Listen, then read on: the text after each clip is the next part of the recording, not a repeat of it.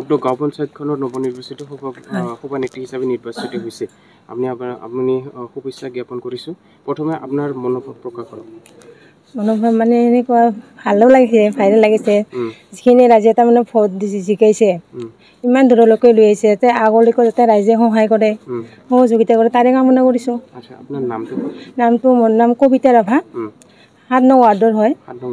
আগন্তুক দিনত আপুনি কেনেদৰে কামসমূহ কৰি যাব আগন্তুক দিনটো তাৰমানে যিখিনি পাৰোঁ সেইখিনি সকলোৱে মিলি সঠিকভাৱে কৰিম গাঁও পঞ্চায়তখনৰ সুনাম গঢ়াৰ কাৰণে চেষ্টা ৰাখিম যিখিনি পাৰোঁ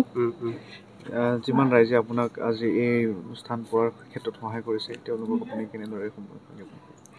তেওঁলোককো ধন্যবাদ জনাইছোঁ তেওঁলোকে ইমান কষ্ট কৰিছে মোক সহায় কৰিছে ধন্যবাদ জনাইছোঁ আপুনি যে সভানেত্ৰী হ'লে আপুনি সভানেত্ৰী হোৱাৰ কথা ভাবিছিলে নাই ভাবা নাছিলোঁ এতিয়া যি পদটো পিছত চলাই নিম সুচাৰুৰূপে যিমান পাৰোঁ মোৰ নাম অনামিকা খাখলাৰী ৱাৰ্ড মোৰ 8 নং ৱাৰ্ড মই প্ৰথমতে ৱাৰ্ড মেম্বাৰ হিচাপে বিনা প্ৰতিনিধিত্বত জিতিছোঁ তাৰপাছত আজি উপসভাপতি হিচাপে পঞ্চায়তত আমাক সকলোকে মাতিছে মেম্বাৰবিলাককো মাতিছে ডাঙৰবিলাককো মাতিছে সকলোকে ইয়াতে বাছনি কৰিলে সভাপতি পালে কবিতা ৰাভা বাইদেউ তাৰপিছত মোক সকলোৱে মেম্বাৰবিলাকো ইয়াতে বাছনি কৰিলে মোক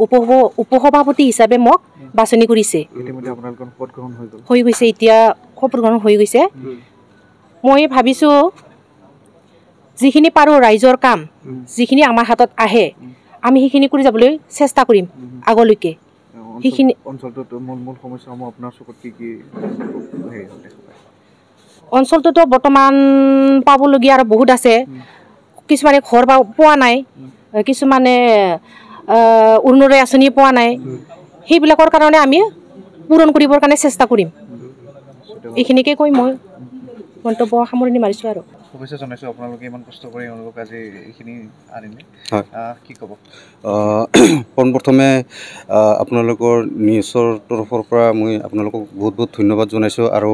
এইখিনিতে ক'ব বিচাৰোঁ যে আমি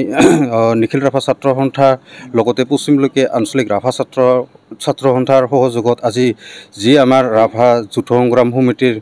লগত আমি একলগ হৈ আমি যি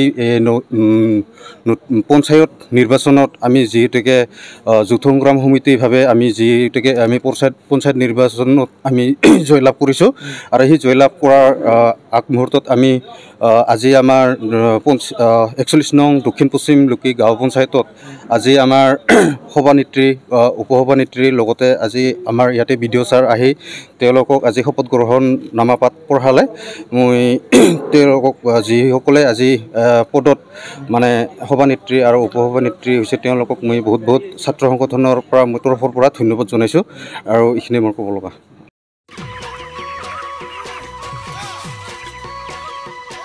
অতি কম দিনতেই একোটা এনেকুৱা হৈ যায় মই যে বিয়মৰ দানা খুৱাওঁ আপোনালোকক বিয়মৰ দানা খুৱাওক আৰু কম দিনতেই অধিক মুনাফা লাভ কৰক